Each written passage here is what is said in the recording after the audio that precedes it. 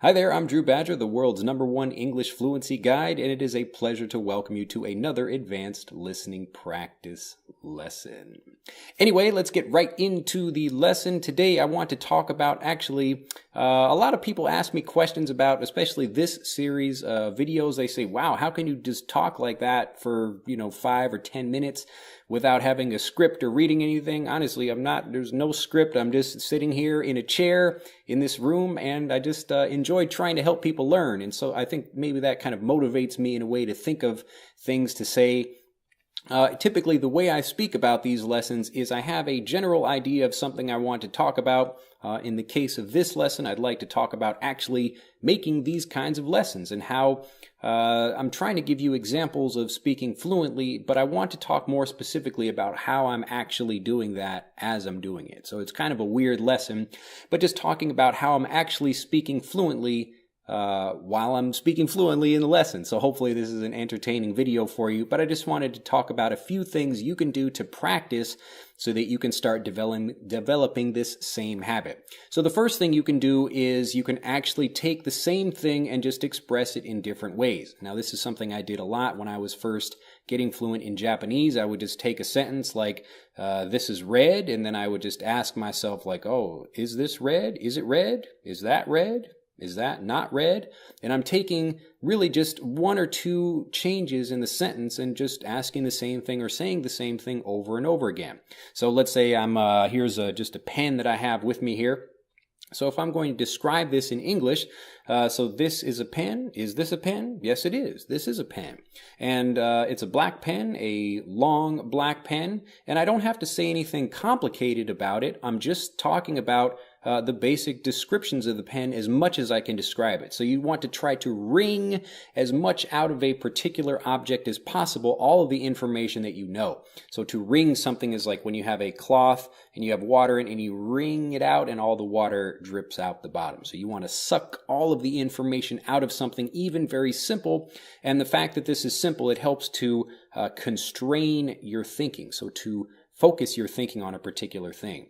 When people start talking in conversation lessons, I notice a lot of them, they're talking about politics or something like that, and it almost gives you too much information to discuss, and that shuts your brain down. So the reason I take a very simple object like this, and lately I've been making these this other video series where I'm talking about specific things, like describing a pen or whatever, maybe a shirt or a hat or shoes or something, but I'm just trying to take something very basic just to show you that you really can develop fluency and you can actually improve just by describing little things like this.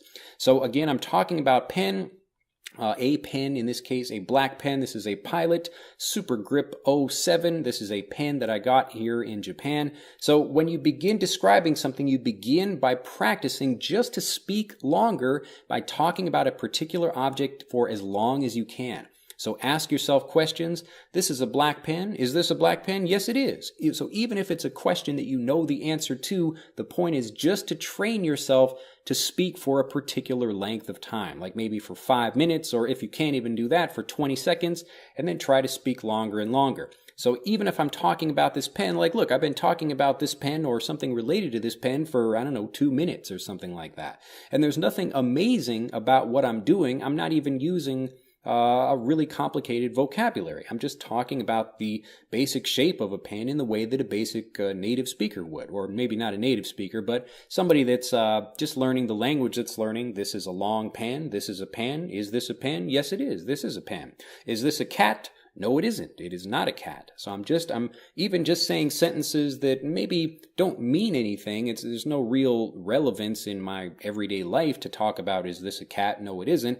But the point is that I'm using the language so that I become able to use it for a longer period of time. So when I do that, I'm training myself to start thinking of ways of responding to questions, or to start thinking of things I can say in a particular situation such that they appear to me automatically.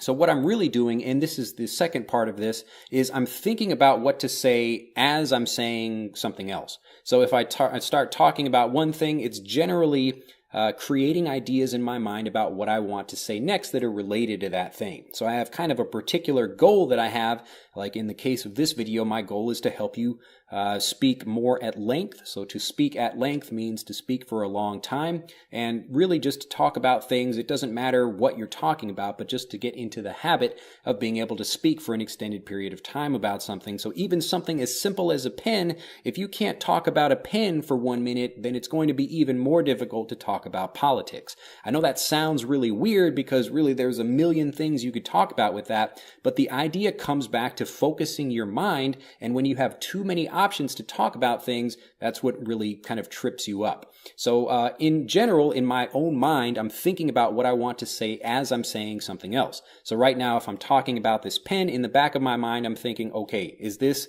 leading me to the main point? Is this like kind of staying attached to that? Or is this going off on a tangent, as I sometimes do in this series? Or is it helping people? Or now, can I talk about like the pen itself? Can I talk about the shape of it? Can I talk about how it was made? Excuse me, or where it was from, or, maybe how long I've had it, something like that. There are lots of different ways to approach discussing even something as simple as a pen. So I know people think, well, this is kind of boring. We're just talking about a pen. There's nothing amazing about that. But actually, the point is, again, just to use something simple like this. And sometimes I'm reiterating, I'm speaking again and again about a particular thing because, again, this is part of being able to speak at length. And part of that is really when you're trying to make sure you're connecting with the audience and making sure they remember something, because you do have to repeat things over and over again to make sure that your point is heard. Often people that are like really fantastic marketers, and this is a problem I have because I have a tendency like to try to go into a whole bunch of things and teach a whole bunch of information, but really it's best to keep things simple and just to repeat those pieces of information over and over again. So the first part of this is to take a basic object, whatever that is, and just try to think about approaching it from a few different angles. So approaching it from a few different angles being how it was made, where did you get it, how long have you had it, or even like, what else could you do with this pen? Or like, you could tell a story that's related to this pen or pens in general, something like that. Oh, my father used to work at a pen factory. And I'm thinking about ways to connect this pen with other things. And the more connections you can build, the more you practice doing that, the more your mind will automatically do that when you're just in regular conversations. So here I am, I'm talking about this pen, but at the same time, in my mind, I'm thinking about different ways to create ideas or connect ideas with this pen. So this pen is a very simple object, but it's only simple if you think about it that way. If you think, wow, this is actually a really cool thing, it's got lots of connections that are helping me talk about or bring other things into the discussion, into the conversation, then wow, like it actually is a pretty interesting thing. So this is actually a pen that I got from the president of a local company. He was saying, hey, thanks so much for doing some great writing for us, and he gave me this pen. So actually that's not a true story, but this is just a great example of how you can even just make up a story just for the purposes of explaining something. Now, right now I'm speaking quite quickly because this is an advanced listening practice lesson, but let's slow it down for a second and we'll just take it more to an intermediate or basic way of describing something. So again, I really just want to make this very clear for you. While I'm talking about this, I'm thinking of ideas in my mind that are connecting with this thing. And at the beginning, when you start doing this, this is red. Is this red? No, it is not. Oh, this is not red. This is a black pen. This pen is black. This is black. This object is black. Now, at the beginning, I'm just saying things that are talking about the description of it, physically describing the pen, but I can talk about how I use the pen. So I use this pen for writing, or I don't use this pen for brushing my teeth. And I'm just using ideas that are helping me connect this thing while in the back of my mind I have maybe a few, it's almost like a program that I run. So can I talk about the history? Can I talk about the use of it? Can I talk about maybe where I received this pen? Something like that. But this is how you train yourself to, number one, speak at length, but also to get your mind thinking so that you're not in a conversation thinking, And this is really a skill that you can develop in your own language because it helps you understand how it works, just the process of being able to think about things. So I think even a few people have commented below, like what I'm doing right now, people, they can't actually speak about something for, more than a minute, something like that, even in their native language. So if you can develop this habit, a lot of the habits I developed that helped me become fluent or helped me get fluent are the same things I used in order to like be more successful at my everyday life in English as an English speaker.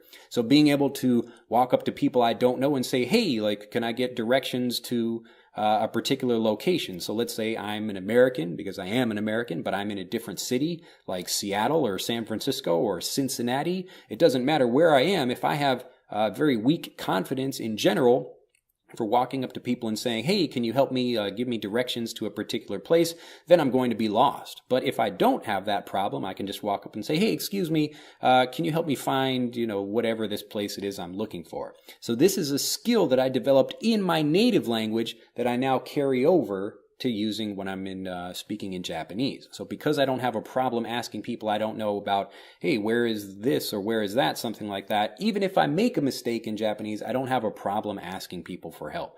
So this is the kind of thing, just in the same way that you can practice speaking for a long period of time. And right now, here's just like a little thing that's in the back of my mind as I'm describing this. I'm remembering an idea, or I'm remembering a time from maybe my 4th grade when we had to give presentations in front of the class and just stand up for a minute and give a presentation about whatever we wanted to.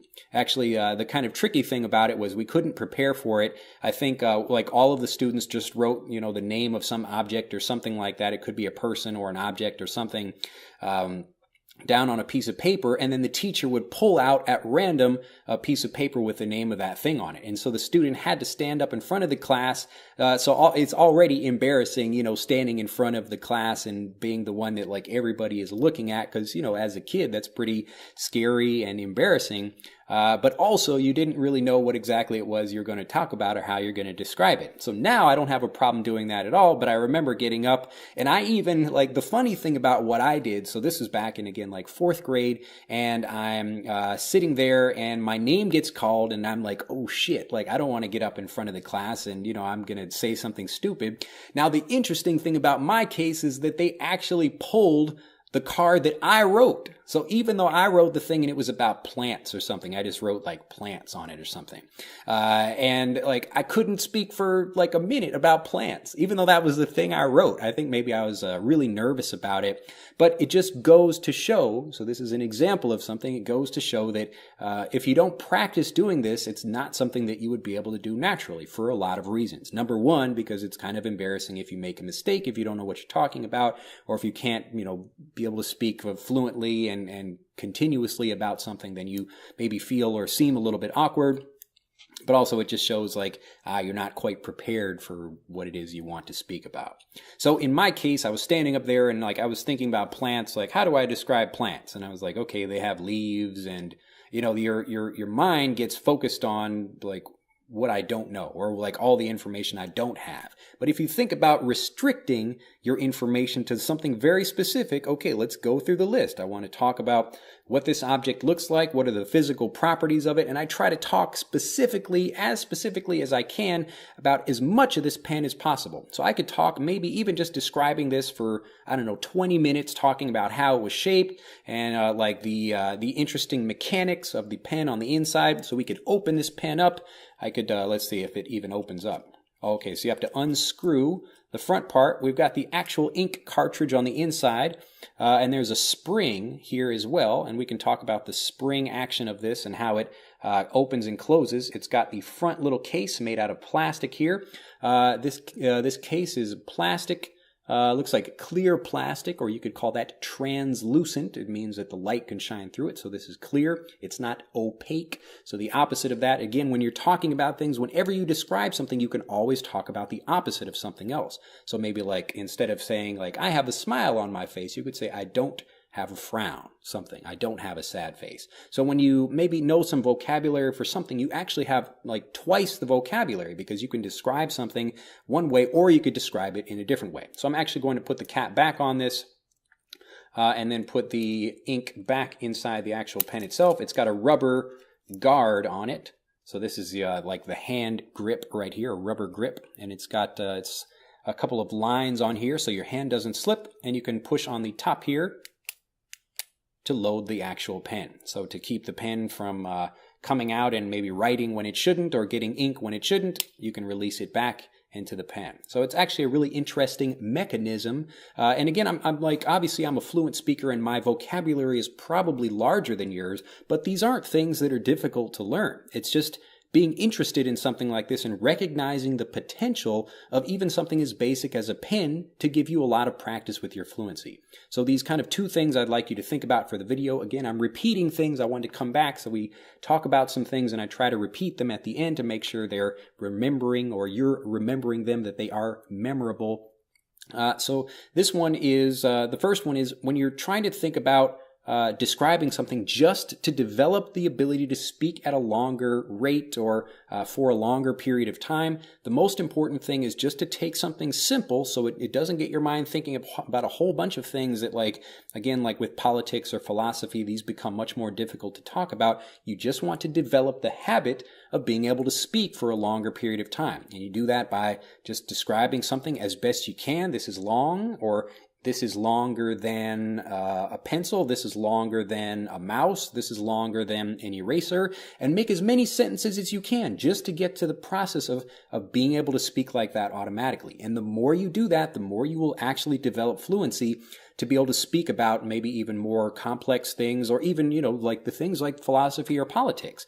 But really, when you're in a situation where you have to talk about philosophy or politics and you don't really know much, that's your opportunity to learn. So ask people what their views are and why they think them, and like you're kind of doing the opposite approach, where you're again like, what's the physical thing they're talking about? What's the history behind that thing? How is it connected to other things? You're thinking about all these things at the same time. And then the second part is that when you're thinking about things, you're asking questions, you're also in the back of your mind, because you've been practicing, you're starting to get more ideas so that you always have something new and always a new direction to take people in. So this is exactly what I do in my Master English Conversation lessons when I'm sitting and talking with people about particular things. Now, most people, they come onto the program or they join me for a video, and they're a little bit nervous because people are, it's kind of new for many people to be in front of the camera and speak without any rehearsal. And the reason I don't have people rehearse is because I really want to have them be fresh and being able to say things that it's like a real conversation. So that's why we don't rehearse anything for actual conversations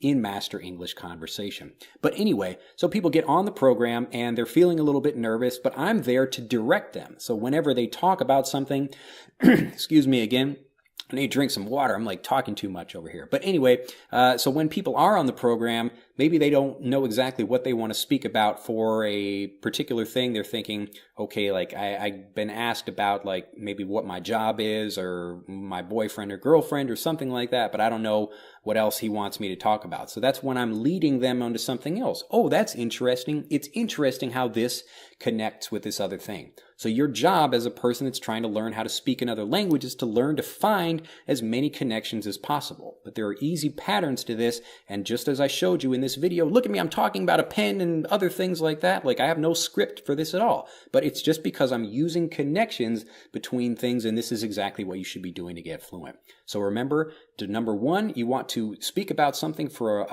as long a period of time as you can, even if you're just saying the same sentence over and over again with a slightly different way.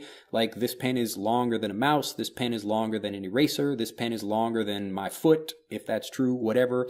Or this pen is not longer than my foot. This pen is not longer than, a snake or something like that. So I'm just trying to, like, again, get into the habit of speaking about something continuously. So that way I'm training myself to look for connections, and I'm doing that kind of intentionally at first, but it becomes automatic. It becomes something that I can do, my brain does subconsciously when I'm speaking. So if you can do the same thing, and even if you're practicing first in your native language, that's particularly helpful, then feel free to do that. Then practice in your own language first, but then go back to English and start doing the same thing.